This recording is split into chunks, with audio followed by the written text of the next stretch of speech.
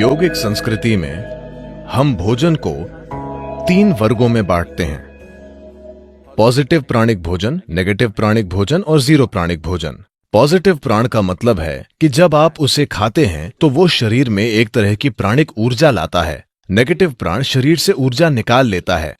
Zero न देता है न लेता है, उसे बस स्वाद और आलस के लिए खाया जाता है।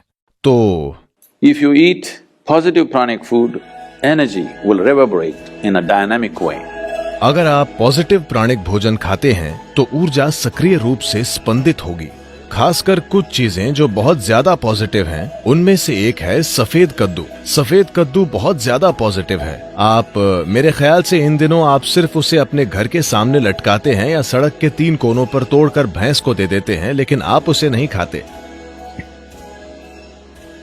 नहीं, इसे खाना चाहिए क्योंकि इस सब्जी में इतनी ज्यादा प्राणिक ऊर्जा होती है। आप उसे अपने घर के सामने लटकाते हैं ताकि वहां अच्छी ऊर्जा हो, लेकिन अगर उसमें इतनी ज्यादा ऊर्जा है तो क्या उसे अपने अंदर डालना अच्छा नहीं होगा? उसे आपके अंदर डालना अच्छा है, खासकर अगर आप इस पर कई प्रयोग हुए हैं। अगर आप रोजाना 1 गिलास सफेद कद्दू का जूस पिएं तो आपके शरीर में कैंसर कोशिकाओं की संख्या बहुत कम हो जाएगी और आप साफ तौर पर देखेंगे कि आपकी बुद्धि की तीक्ष्णता बढ़ जाएगी। खासकर बच्चों को सफेद कद्दू का जूस जरूर पीना चाहिए। रोज सफेद कद्दू खाने से आप साफ साफ देखेंगे कि आपका दिमाग बहुत स्पष्ट और तेज हो गया है। कुछ हफ्तों तक सफेद कद्दू का सेवन करने से ही यह दिखने लगेगा। आप देखेंगे कि सुबह आप कॉफी पीते हैं, वो आपको चिड़चिड़ाहट के साथ ऊर्जा देता है। आप 1 गिलास सफेद कद्दू का जूस पिएं, वो आपको जबरदस्त ऊर्जा देगा। साथ ही वो आपको बहुत बहुत शांत भी रखता है।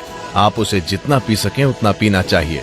लेकिन वे लोग जिन्हें अस्थमा है, जिन्हें आसानी से सर्दी खांसी हो जाती है, ऐसे लोग अगर सफेद कद्दू का जूस पिएंगे तो आपको तुरंत सर्दी हो जाएगी, क्योंकि ये शरीर को ठंडा करता है। अगर ऐसी समस्या है तो ऐसे लोगों को हमेशा सफेद कद्दू के जूस में थोड़ा सा शहद या काली मिर्च डालकर पीना चाहिए। ये सफेद कद्दू के ठंडक लाने वाले असर को कुछ हद तक कम कर देगा। जब हम जिंदा रहने के लिए खाते थे तो हमें जो मिलता था हम खा लेते थे। अब जबकि हम चुन सकते हैं, हमें वो चुनना है जो शरीर के लिए सबसे अच्छा है।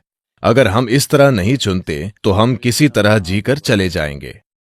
ये सारी चीजें सिर्फ उन लोगों के लिए महत्वपूर्ण हैं जो लगातार कोशिश कर रहे हैं कि अपने जीवन को बेहतर कैसे करें, थोड़ा और बेहतर काम कैसे करें, जीवन के दूसरे आयाम को कैसे खोलें।